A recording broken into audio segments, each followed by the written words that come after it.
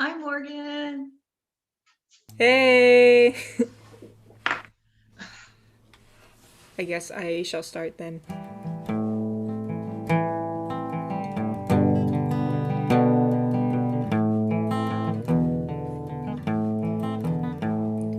Yai, dai, dai, yai, dai, dai, dai, yai, dai, dai, dai, dai, dai, dai. Yai, dai, dai, yai, dai, dai, dai, yai, dai, dai, dai, dai, dai, dai.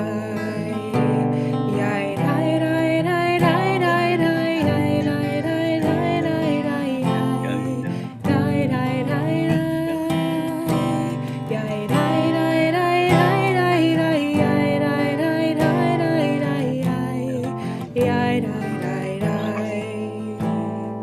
Yai, dai, dai, yai, dai, dai, dai, yai, dai, dai, dai, dai, dai, dai. Yai, dai, dai, yai, dai, dai, dai, yai, dai, dai, dai, dai, dai, dai. Yai, dai, dai, dai, dai, dai,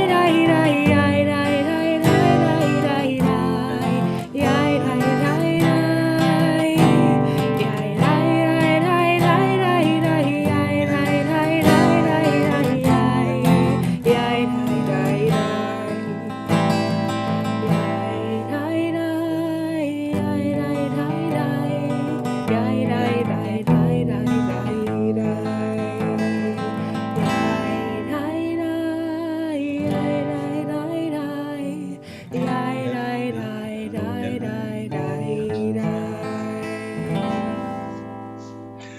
Shabbat Shalom, everybody. And if the context of all of this has changed, I am coming to you from the Circle of Light at my house because of the circumstances we're facing at the congregation, where we've had a broken pipe and we've had a little bit of problems there in the building.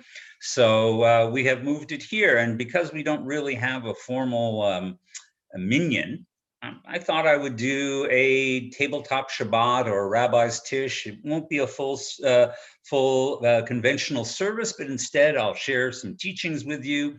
Morgan will be doing some music with you. I will be toggling into the lyrics for these so that hopefully you'll be able to see everything. But there are certain things we are going to touch on because we begin, as we always do, with our community. It's been a trying time, I think, honestly, for all of us here in Texas, and it's issues compounded upon issues. But God willing, it hasn't been too terrible for all of you. And there are still things that we can be grateful for and thankful for. So I'm going to begin with well, Bob. Bob makes all this stuff work, and he's so amazing and he's so wonderful. And then, of course, there's Morgan, who I called upon a mere 24 hours ago to help me out here, and she stepped right up. And so these are two fantastic people I'm thankful for. Some of the things going on in our community, we have a number of birthdays. I want to call attention to Maxine Collins and Jaden Goldberg, Gary Jacobs and Mitch Kruger and Rowan Milner, Stephen Ducar and Anita Huft, Elizabeth Kennedy, Aiden Lapidus, and Wendy Starr. Each one of them having a birthday. We want to wish each one of them a glorious birthday, and we hope that it's a good year, a better year ahead. We also have a couple of anniversaries we want to call attention to. Aaron and Moji Bernstein are celebrating their anniversary, as are Lonnie and Erica Dietz. Now, I'm not completely confident they're actually in their house. They had to flee for reasons we all understand, but hopefully they're safe and secure and warm with their two cats and one dog and even their children and all of that. And then, of course, we want to offer a happy anniversary also to Murray and Elizabeth Kennedy. Now, I know that facing a similar situation to the Dietzes, that Mark Davis wanted us to know that his son Elliot and his dog took in himself and TJ and their cats when they were without power, and they're now back home and they're grateful. Their only first world problem is having to boil water. So, and in truth, it is pretty much a first world problem. So yes, most of us are doing fine. Is there anybody else who has? I see here that Steve Ducar reports that he is grateful for having the opportunity to get rid of the non-treated wood in your garage. You burned it in order to stay warm. It's not completely clear. There's a story there, but we're not going to explore it. Yes, he did. He burned it. All right. I am so impressed. Yeah, we didn't have to get to that stage. We only had one cycle ourselves. So I'm very grateful for that. We only were cold for about an hour and a half, 2 hours. So anybody else have anything to share? All right. So this is how we're going to do this. By the way, if you're interested in the background, I have all these Jewish posters from the turn of the 20th century. I'm a big fan of Art Nouveau. And so right behind me, we have a tourism poster from the Bezalel Academy in Jerusalem. You'll notice that back then, it was not the land of Israel. It was called Palestine. So come to Palestine. And then over here we have an Art Nouveau display for a Jewish art event in Berlin that happened in, I think, like 1890. So that's just an example of what's going on. There's something from Jerusalem over here in this corner, but I can't even tell you what it is right now. Oh, no, it's something different. So anyway, welcome to my house. And I think we're going to begin with some readings. I thought I would just share with you some of the teachings of our people before we get to our Torah and our Devar Torah. So we begin with a commentary from Rashi. He takes Genesis 15:5, which says, "And God took him outside and said, 'Gaze now towards the heavens and count the stars if you are able to count them.' And he said to him, 'So shall be your offspring.'" Now the hook that Rashi is interested in is the word vayetze, which means to go outside. All right. God elevated Abraham and lifted him outside of the spheres of this world in a position high above the stars. Rab Yehuda said in the name of Rav, "How do we know that no fate, no star controls the destiny of Israel?" From the verse, "And he took him outside." Because Abraham said, "Master of the universe, I have studied my astrological patterns, and it is clear I will not sire a son." And God responded, "Go outside. Go outside the sphere of the stars, because Ein Mazel B'Israel. No star, no destiny controls the destiny of Israel besides me. Rather, prayer and merit can change a Jew's predetermined destiny from bad to good." And with that, I thought we'd get started with the kindling of Shabbat lights. I'm going to give you the text. Oh, I need to be enabled, Bob, in order to be able to screen share. Okay. So while that is going on, however, You're enabled.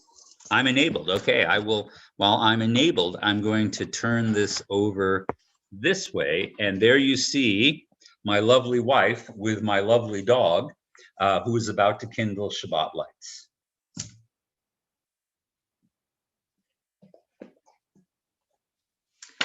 Baruch atah Adonai Eloheinu melech haolam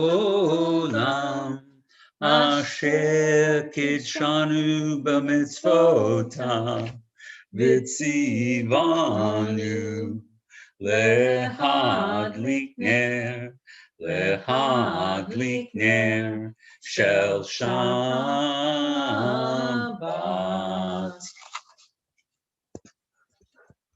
Speaking of Pavlovian conditioning, my dog knows that when we kindle Shabbat lights, that there is a piece of challah waiting for her.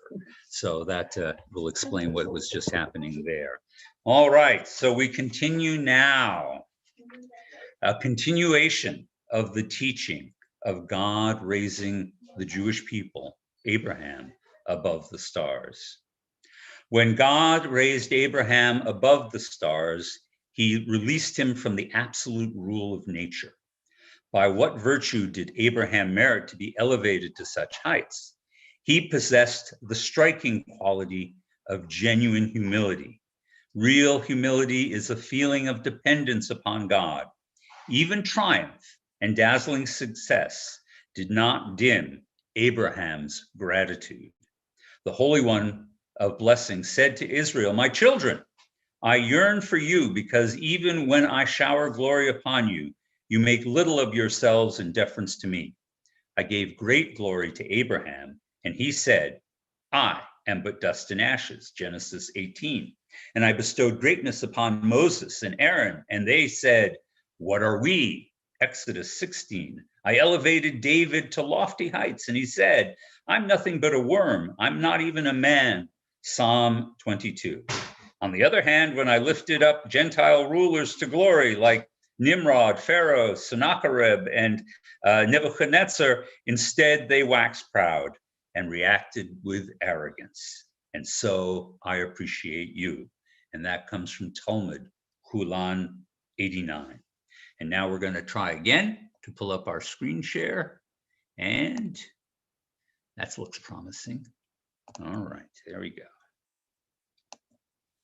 All right, and we are going to go, no, that's not promising. Shut that down, it's the wrong screen.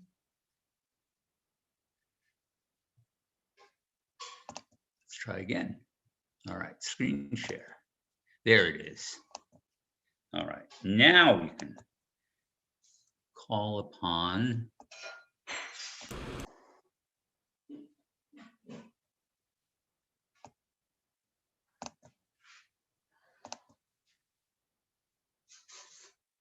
and here we have Shalom Aleichem. I'm going to turn it over to Morgan. Oh, excuse me.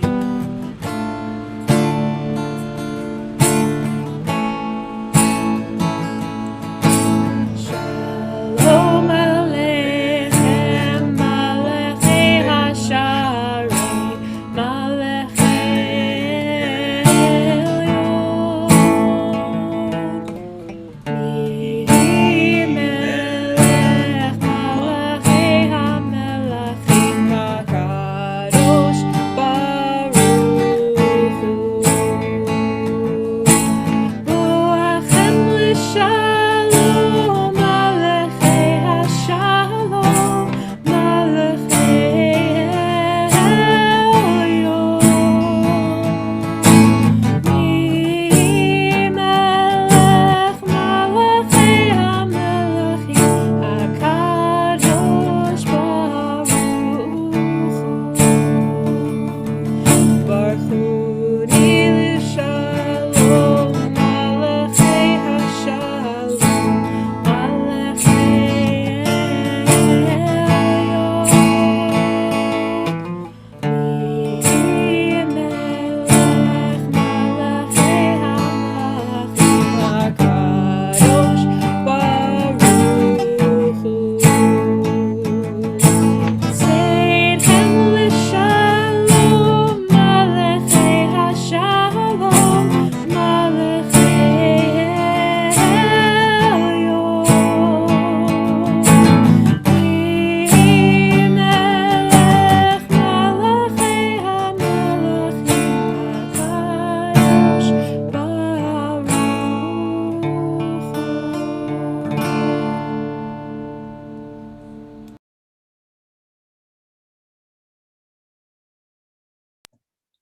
We continue with the humility of Abraham. It is noteworthy when Abraham said, I am but dust and ashes.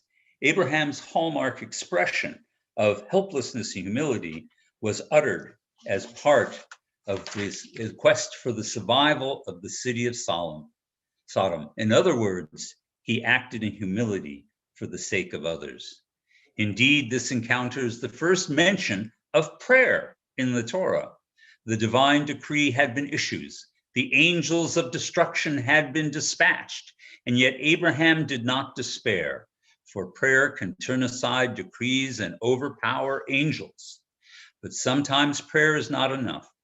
Lacking a minimum quorum of even 10 righteous citizens, Sodom was devoid of enough merit, so Abraham's prayer elicited no positive response to save the city from doom. Fire consumed Sodom, but from its ashes and from the dust and ashes of Abraham's humility arose a new and cosmic force, the power of prayer, which, because of the legacy which the patriarchs bequeathed to their descendants, we now observe to this day. Abraham introduced our morning prayers. Isaac, we are taught, introduced our afternoon prayers, and Jacob introduced Ma'ariv, our evening prayers, according to Talmud Brachot 26b. We continue.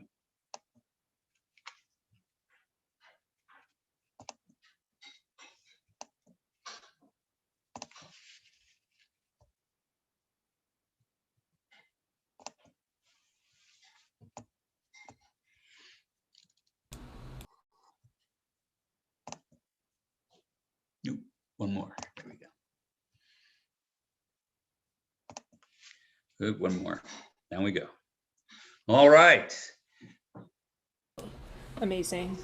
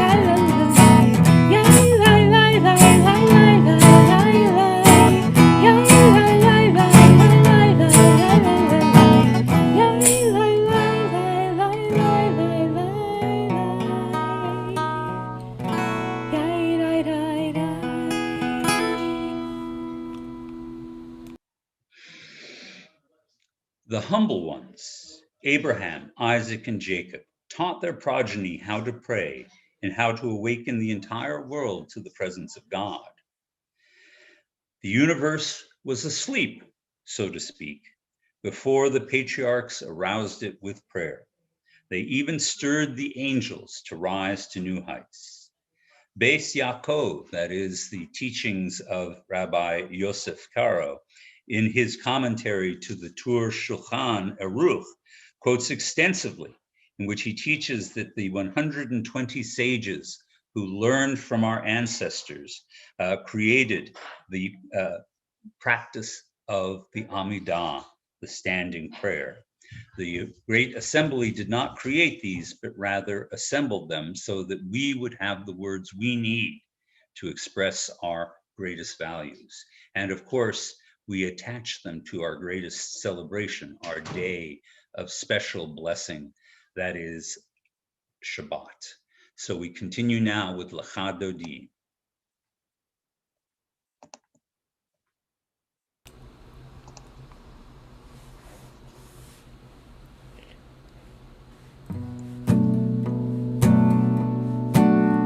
Lecha Dodi likrat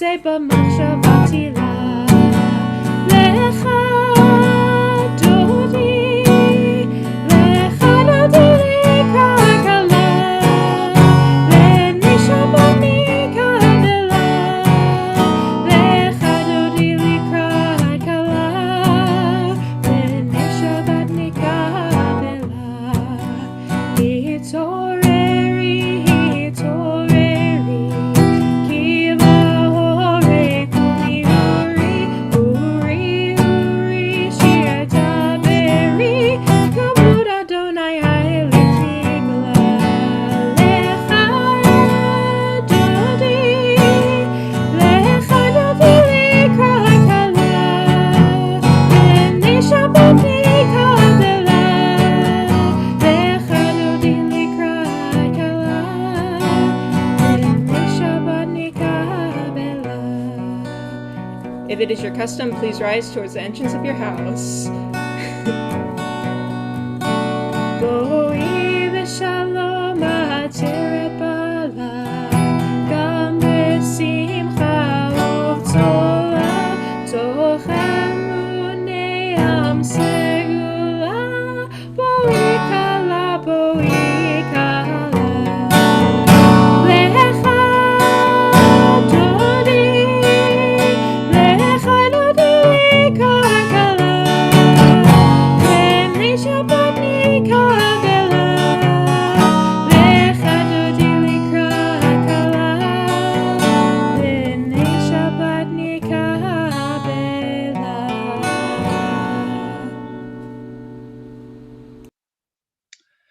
On this Shabbat, we're thinking about our Torah portion, Truma, the building of the sanctuary. God commands us to bring gifts and asks for gifted men and women to step forward to do the project of creating a sanctuary suitable for God on earth.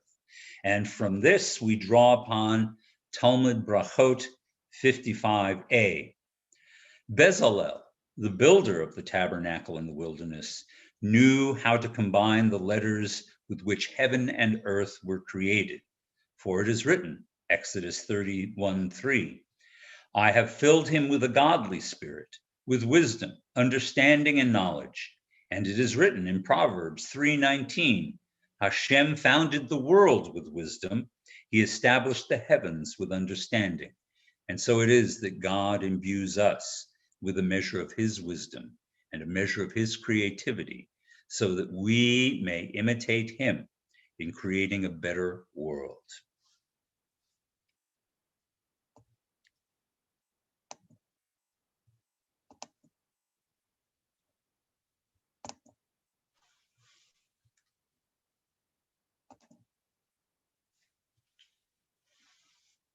Cool.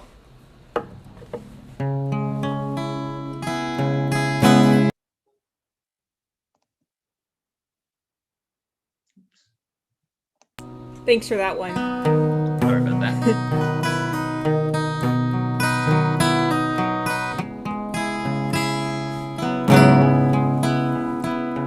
Roll into a dark,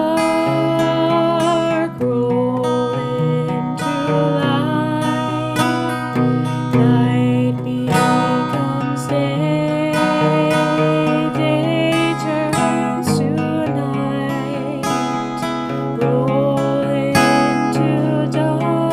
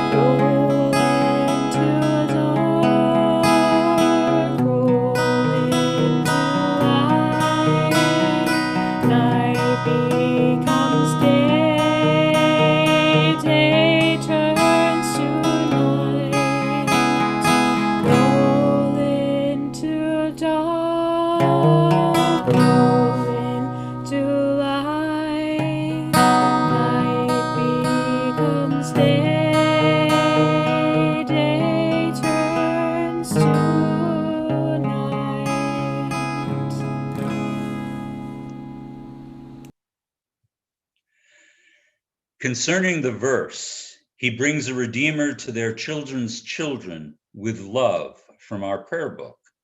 It is suggested that love was actually the most important component in the construction of the tabernacle.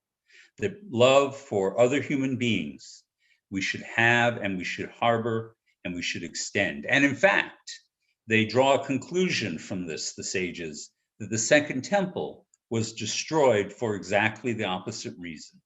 It was destroyed and Jews were dispersed as a result of sinat chinam, not of love, but of hatred without cause.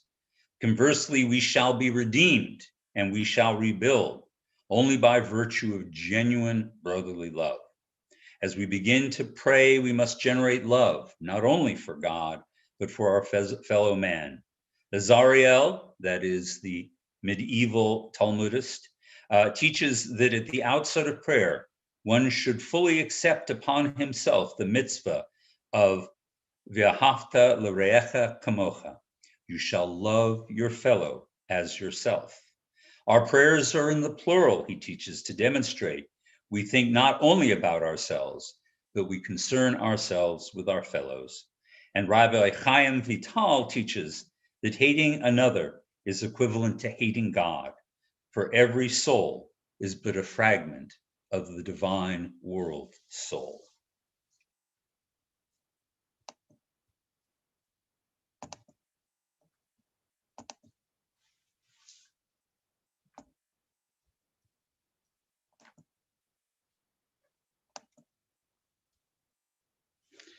And now we celebrate our Shabbat. And I turn it over once again to Morgan. Thanks, Rabbi.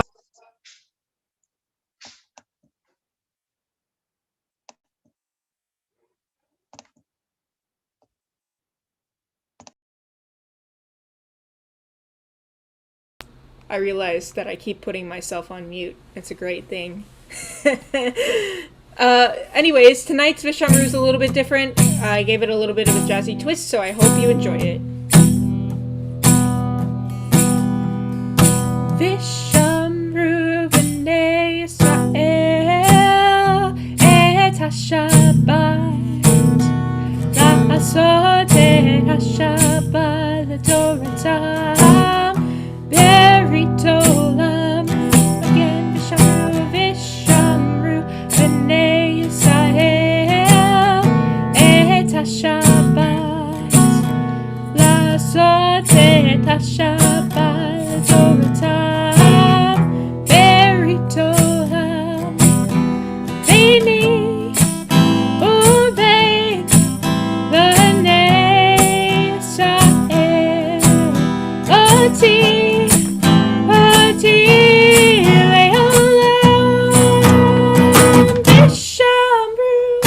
Vishamru b'nei Yisrael et HaShabbat la'asot et HaShabbat l'toratam berit olam.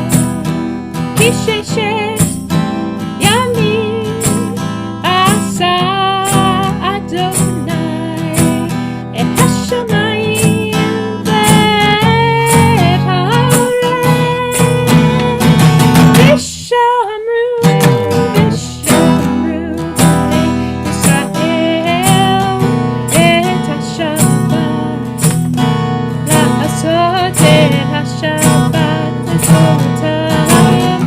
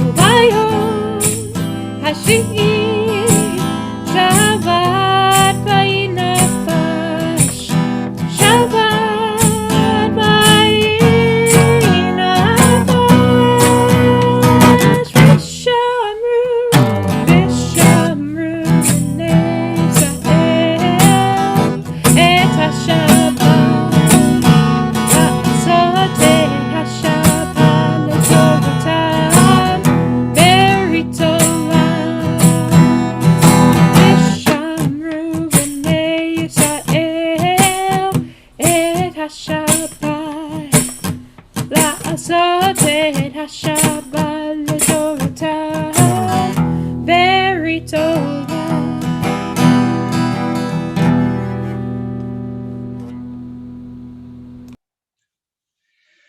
So words, we are taught, link together both creation, God created through words, and also the creation of our first sanctuary.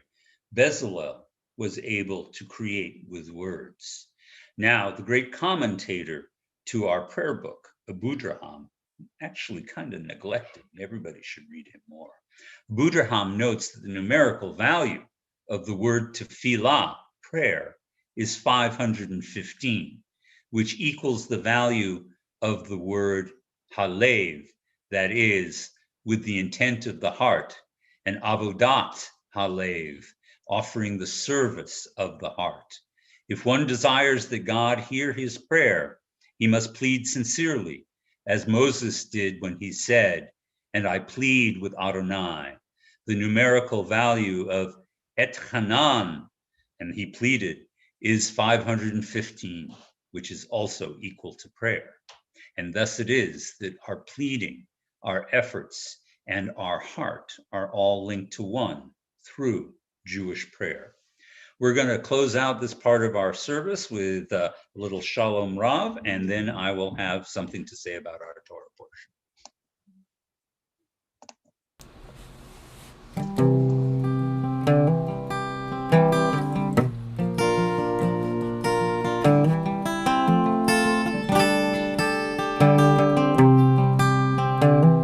Shalom Rav Yisrael Amcha Tasim Leolam. Shalom Rav Yisrael Amcha Tasim Leolam. Ki ata hu melech hador, lechol hashalom. Ki ata hu melech hador, lechol hashalom. Shalom Rav Yisrael Amcha Tasim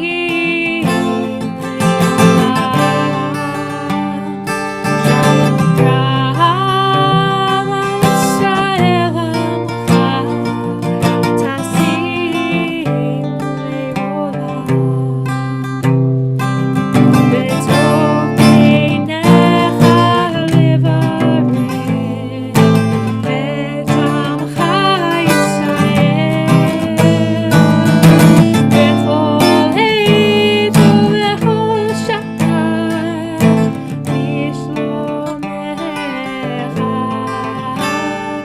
Shalom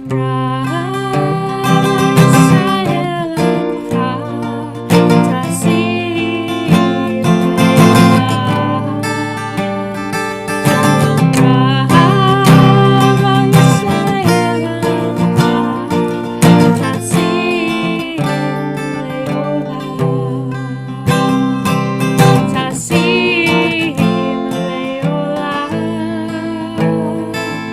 Tasim Leolam.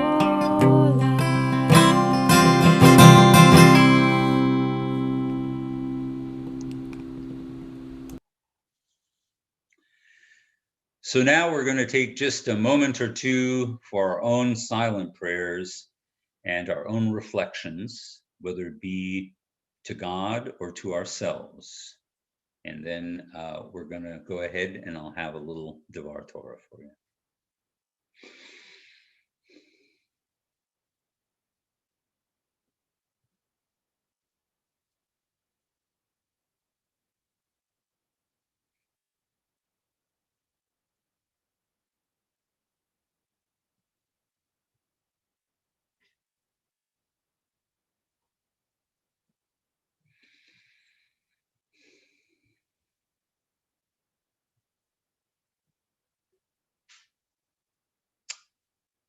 All right.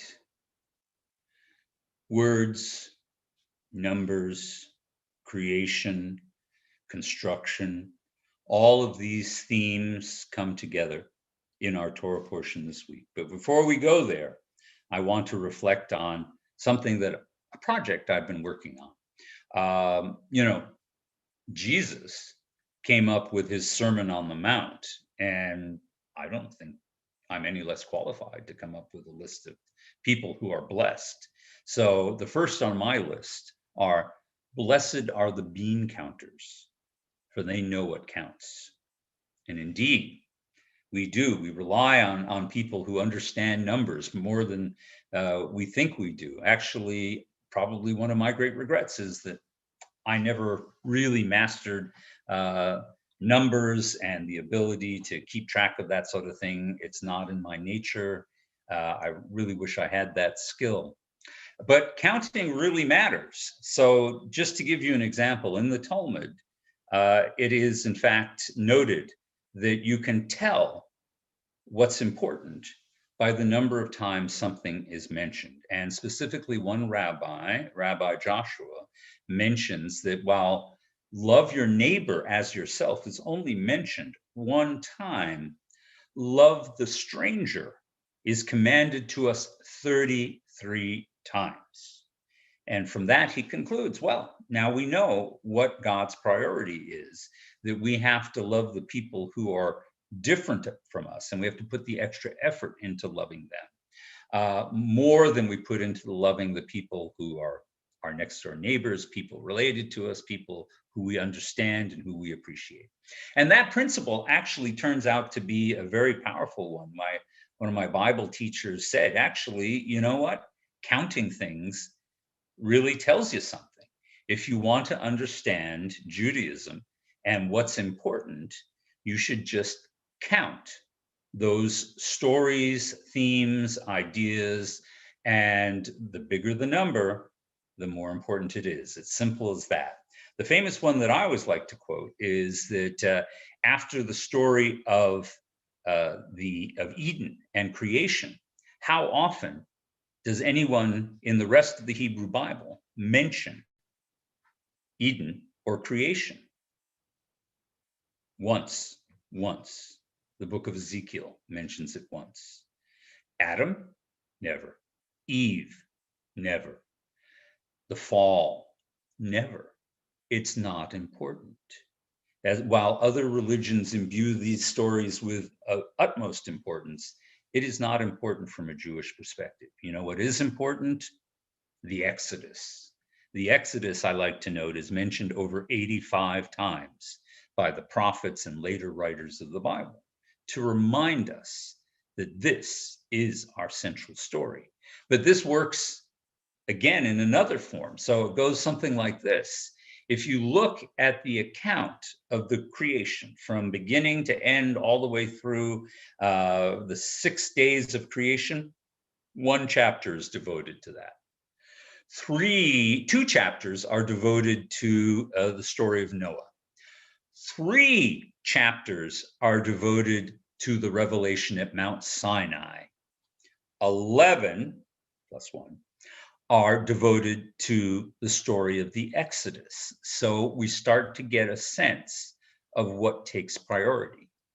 The Exodus is more important than all the stories told before it. And then the actual experience is probably the greatest. Guess what it is? The building of the Mishkan, the portable sanctuary. 13 chapters devoted to the tabernacle. It is obvious that that is an important lesson for us. The tabernacle matters. Now, does that give us any sort of contemporary lesson? That is an excellent question. After all, we do not individually have an obligation to build our own sanctuary, nor do we have a mandate as a community to rebuild the temple. We're going to have to wait for a prophet to come to do that. There is clearly, however, a lot of symbolism in the construction of the Mishkan that tradition sees as important. It is central to our identity as Jews. Each of the vessels, all of the material used, inspire different emotions and create for us different components, as it were, to our relationship with God. The culminating verse, Va'asu li mikdash shechachanti betochem, that they may make for me a sanctuary, and I will dwell in their midst. However, that's nothing less than a clarion call to bring God's presence in our midst. How? By building. The Ramban, Nachmanides, compares the different components described in loving detail in the tabernacle with the different components of the revelation of Mount Sinai. What's the point of such a comparison? The Rambam explains that states that the experience of constructing and worshiping within the Mishkan, it brings us back to the experience of Mount Sinai. And so the two events, worship and Sinai, are linked together inextricably. Since the revelation of Sinai was by its nature a unique event, what are we trying to do in duplicating it? Rabbi Yochanan Epeshutz, 18th century, not a famous guy, has this answer: the acceptance of the Torah by the Jews at Sinai is not the total effort involved. Complete acceptance only comes about by means of our doing the labor and service of making and worshiping in the tabernacle. In Mount Sinai, the heavens opened and the greatest sound and light show ever on earth, according to our tradition, left us mesmerized and awe-inspired. But we were just passive recipients. We were just there to witness this unique, never to be repeated gift from God. We had everything handed to us, as it were, on a silver platter. To create something more lasting, however, and permanent, took a building campaign. Men and women, young and old, everyone rolled up their sleeves. It took, we're not sure how long, weeks, months of hard labor, meaningful contributions from every individual, every clan, every tribe, planning and programming, designing and executing the holy house of God. We made it happen. And thereby it was we, the people, who through our efforts literally brought God down to earth for us. True revelation is a rarity. While there are certainly special events, once in a lifetime, twice in a lifetime, moments when we witness the unmistakable presence of God, we cannot wait for that lightning to strike. It is necessary for us to create the opportunity for that experience, to create the infrastructure, the building blocks, and take into our hands and make a sanctuary for God. We build for God so that we build community. This case is the most striking in the synagogue itself, the very institution, the modern day descendant of the portable sanctuary and the temple in Jerusalem. The prophet Yehezkel, in trying to comfort the exiled Jews, quotes God's message, and I will be a miniature sanctuary to the Jews in all the lands that they will be. And this miniature sanctuary becomes, according to the Talmud, the Mikdash Me'at. The little sanctuary refers to all the synagogues scattered around the world. Very much of the spirit of the Mishkan, Rabbi Jonathan Sachs also describes the synagogue as an example of a tremendous initiative taken on by the Jewish people themselves without a divine mandate. He writes, it came into being not through words spoken by God to Israel, but by words spoken by Israel to God. There is no synagogue in the Bible, no command to build local houses of prayer. To the contrary, insofar as the Torah speaks of a house of God, it refers only to the temple, the central sanctuary, a collective focus for the people as a whole. We took it upon ourselves. We arrogated to create this new form, this new idea of the synagogue. It is the synagogue that is the foundation of Jewish life to this day. It is the foundation of community. It is the synagogue that is a sanctuary and a stronghold for us long after the Mishkan and after the temple is gone. It is the cosmic center of current Jewish life. It's not simply the cosmetic features of a lovely building and maybe hosting a tasty kiddush in a nice kitchen, which also has value. The synagogue is the place where a Jew can be actively and comfortably Jewish. There is no other place besides the home. And it is, in fact, that the synagogue complements the home, supplements the school, and creates the necessary components of life for Jews. Now, one things you'll notice is that when it comes to descriptions of building, we have an elaborate description of the building of the Mishkan. We have an elaborate description and account of the building of the temple in Jerusalem. But there are other accounts that we don't notice so much. For example, in the book of 2 Kings, there is an extended account about a restoration done for the temple. And in the first book of Kings, we learn how King Ahaz, in the last year of his reign, he was in the building when an earthquake struck and the building was split open. All of these come to remind us that entropy is also part of Jewish life.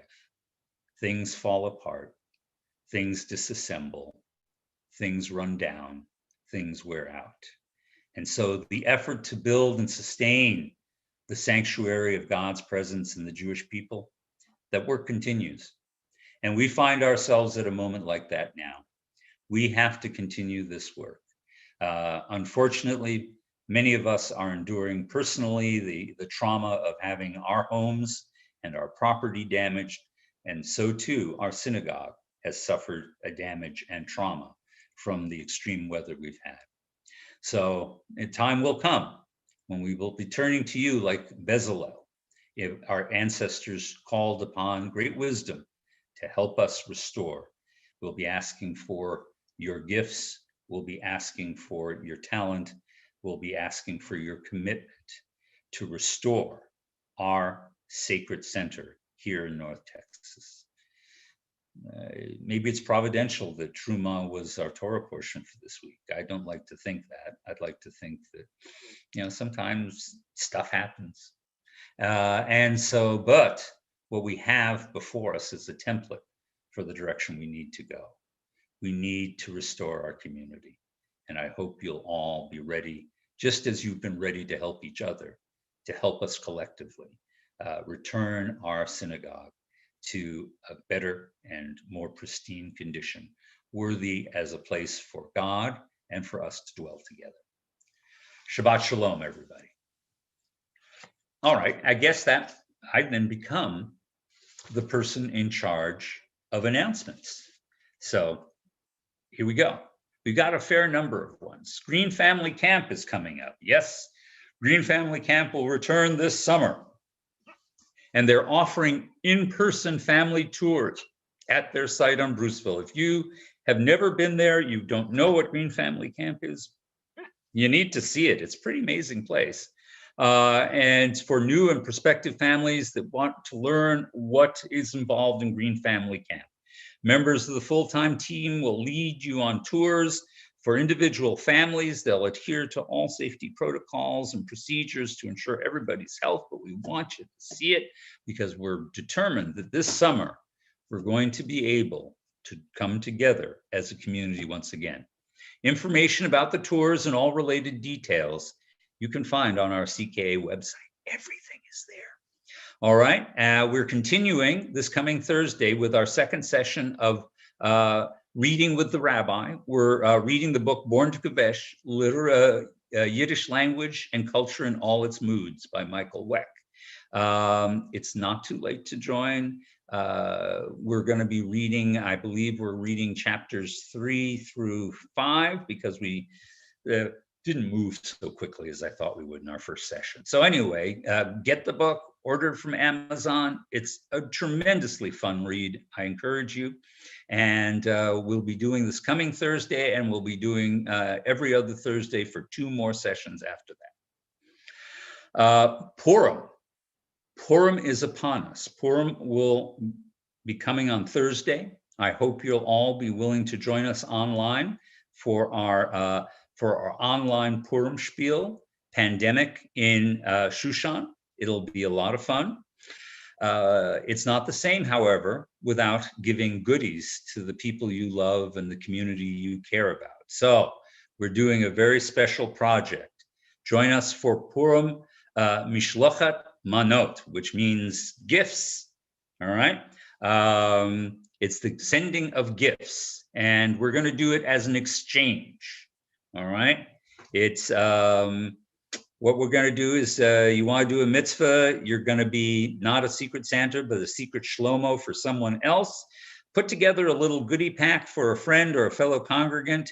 This is your opportunity. We'll be doing an exchange, the gift baskets with food, drinks, and anything that you want to give people that over Purim, you're welcome to do, while food and drinks are the traditional contents.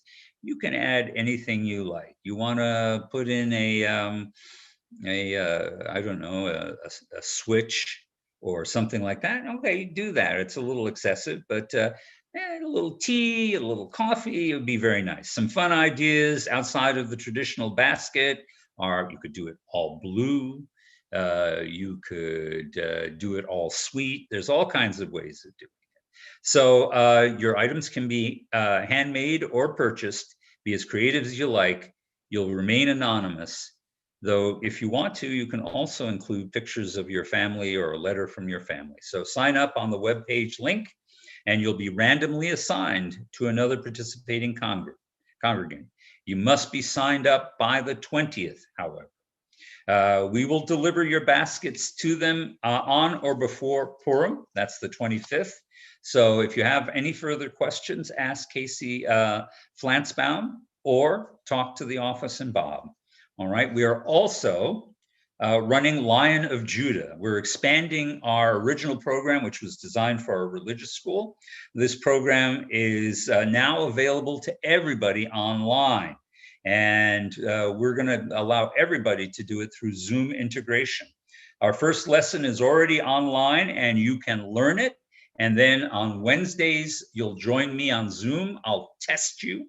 And if you are successful in learning your Jewish literacy, you will earn a patch. You can see what they look like in the program. It's a lot of fun. You can sew them on your jackets. You can put them in your windows, whatever you want to do with them. But it's a way to continue and enrich your Jewish learning. So simply go to the Lion of Judah page on the website. And the first one, Ot Kavod #1. That is symbol of honor #1. Everything you need to learn the essentials and to get tested are there, and then I will be doing it with you. And I mentioned already pandemic in Persia. Our Zoom spiel is actually going to be on Friday night at 7 p.m., leading up to the service. The not even ready for the 2 a.m. infomercial slot players will be performing this year's annual spiel remotely. Join us online for what promises to be the experience. It's so hard to say this after everything we've gone through, but this, I promise you, I guarantee that this will be the experience of a lifetime. Not the pandemic, not the storm, this, all right? Or at least you'll get some giggles out of it. So, and dress up online. You only have to dress up from the waist up, and join us for the fun, all right? You don't even need pants. And that concludes our announcements. And does anybody else have an announcement I am not thinking of? Anybody miss anything? Okay. So now is to turn serious. We want to think about all the people who are sick and ailing. We want to offer our prayers and our compassion to them. And so I'm going to read our list that have been submitted to us of the people who are suffering in body or spirit that need our loving prayers. If you have an additional name to add, you can put it on the chat line, and I'll see it as it comes up. All right. Mishaberach, may the one who blessed our ancestors also bless these ailing people. Harry Anthony, Natalie Bovino, Karen Bucksbaum, Tiffany Candelario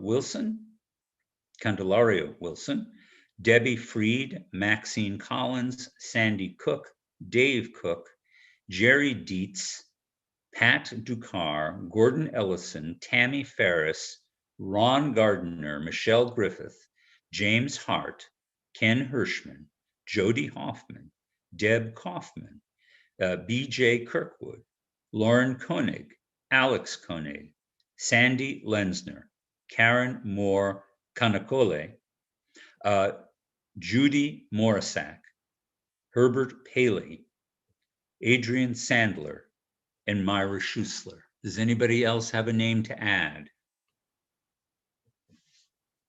I don't see anything. So we're going to think of them as well as all the people who are ailing and need our words of caring and support. And we're going to sing the Mishaberach, the one who blessed our ancestors. Bless these people as well. So Mishaberach. Actually, I didn't put it on the thing, but hopefully you know it. So I'll lead it. Or actually, Morgan will lead it. Morgan knows how to I can lead it. Morgan.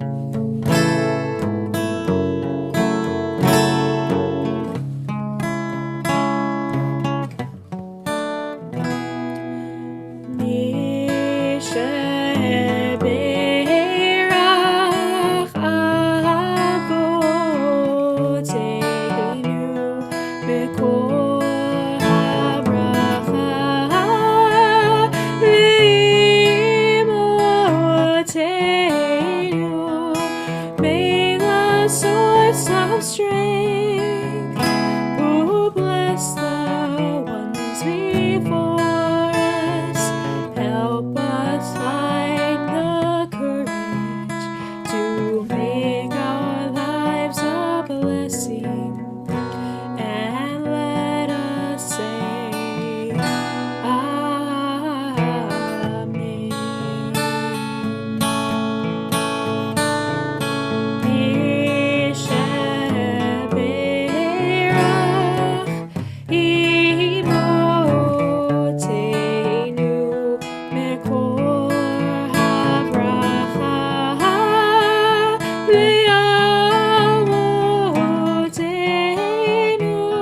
Bless those in need of healing with refuah shlema, the renewal of body, the renewal of spirit, and let us say, Amen.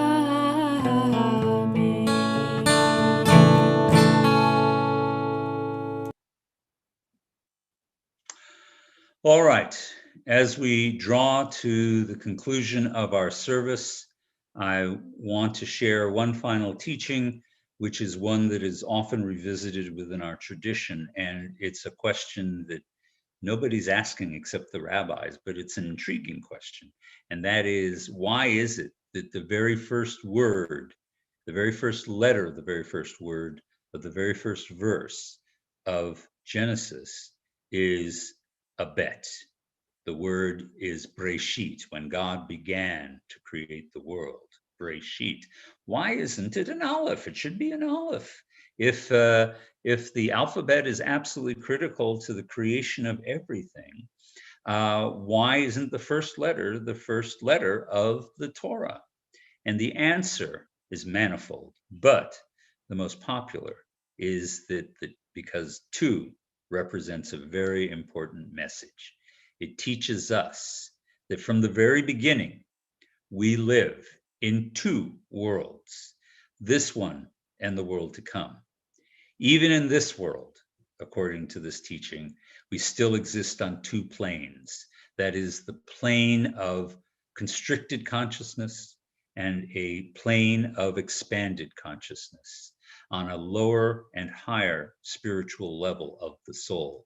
Malbim, the 19th century commentator, describes how Abraham introduced these concepts into the world when he purchased the cave of Machpelah for Sarah's burial place. It was called Machpelah, which means duplicated or double, because, as the Talmud teaches, it was a two-level structure symbolizing the lower and higher consciousness, the relationship of the body and the soul. The Canaanites were reluctant to part with this land because it was prime real estate. Why should it be wasted on burying a body? They only perceived the existence of human beings as a temporary thing, and burying bodies or disposing of them was simply getting rid of decaying human flesh. Abraham, however, revealed to them that there is an eternal aspect to being a human. And even though aspects of ourselves are separated from those we love after death, they will yet reunite. And so it is that we still honor our dead and remember them long after their bodies have disintegrated, because we live in two worlds. And so I'm going to open up and put up the Kaddish Yatom, the Mourner's Kaddish. There it is. And I'm going to invite everyone to recite with me. I am not going to stand up simply because it just seems more practical for you to be able to see my face rather than look at my pupnik, at my belly button. So let us begin in honoring all those people by speaking the names of those who have passed away, most recently and at this season in years past. We have no one currently listed on our Shiva list. No one has been reported to us. Is there anyone who has a name to share with us for Shiva, having lost someone in the last 7 days?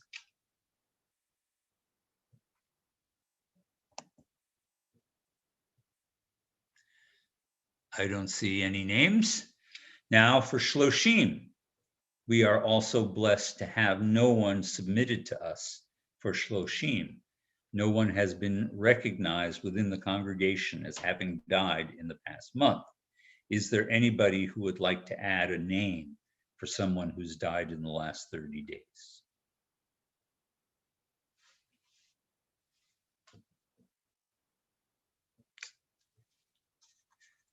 I'm going to take that as a no, which brings us to our yahrzeits.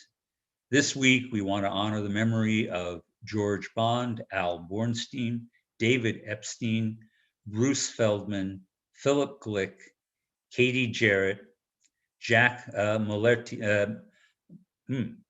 Malta, sorry, forgive me for that, Dolly Cutliff Knepp, Miriam Salpeter, Gary Taylor, and Lois Thompson. Is there anyone else on our yahrzeit list that we should be including?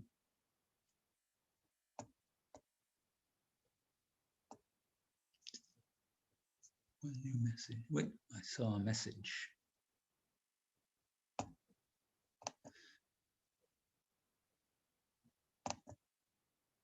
Ruth Hingle. Thank you. Thank you. All right, ladies and gentlemen, we turn now with humility, but also with an eye to the future. Oops, it went away from me. Where did it go? There it is. The Mourner's Kaddish, ladies and gentlemen. Yit Gadal v'yit Kadash Shemei Rabbah ve'alma divrach Hirutei v'yamlich malchutei v'chayechon uvyomechon uv'chayei dechol Beit Israel v'galal uvizman kariv v'imru Amen. Yehei Shmei Rabbah mevorach le'olam ulamei amaya. Yitbarach v'yishtabach v'yitpa'ar v'yitramam v'yitnaseh.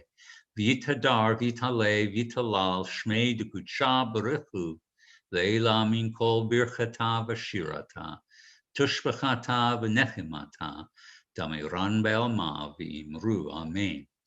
Yehei shlama rabba mim shemaya v'chayim aleinu ve'al kol Yisrael v'imru Amen. V'sei shalom b'mroma u'yasei shalom aleinu ve'al kol Yisrael v'imru Amen. May the source of peace send peace to all who mourn and comfort all the bereaved among us. For our closing song, before we do our final Kiddush and Motzi, a very appropriate choice, Olam Chesed Yivaneh. It is really literally may you build in your steadfast love may be built or may it be constructed. It's usually translated, your steadfast love is established or confirmed forever. It's a lovely song. It's a great one to close with. I'm going to turn it over one more time to our. Thanks, Rabbi.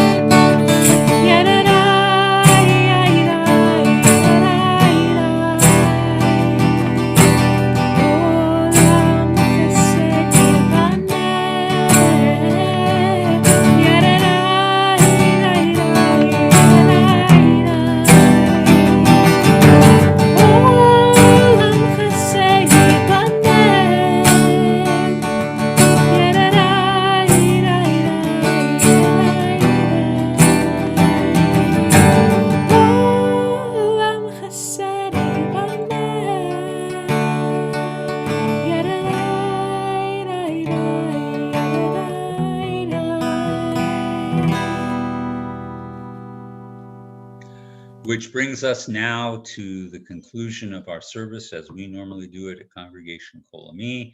We begin with Kiddush, and it is a delight to be able to say Kiddush with you and to share this joy, if only virtually. So we begin. Do you want to do this or shall I do this? I pass it off to you. All right, fair enough. Baruch atah Adonai Eloheinu melech haolam borei peri hagafen. Baruch atah Adonai Eloheinu melech haolam asher kitshanu b'mitzvotav v'ratzavanu v'shabbat kodsho be'ahava uvratzon hinchilanu Zikaron lemase v'reishit ki hu yom techila lamekra kodesh zecher letziat Mitzrayim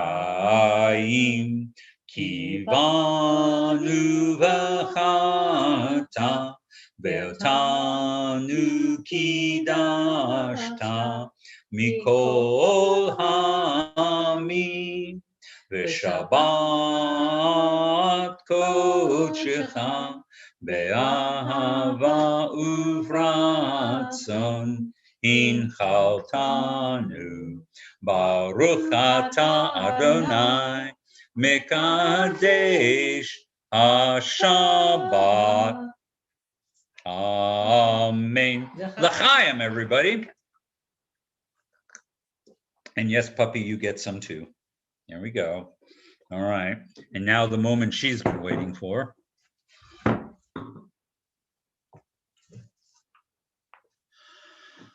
Baruch atah Adonai Eloheinu melech haolam hamotzi lechem min haaretz. Amen. Shabbat shalom, everybody. Robin, would you like some? There we go. And we have to give one to the dog. Come here, pup. Come on. Come on. It's time for your challah. Now she's shy. Now she's shy. Now she won't show herself. Here you go, puppy. All right. Well, Robin and I and Ripley wish you all a great Shabbat.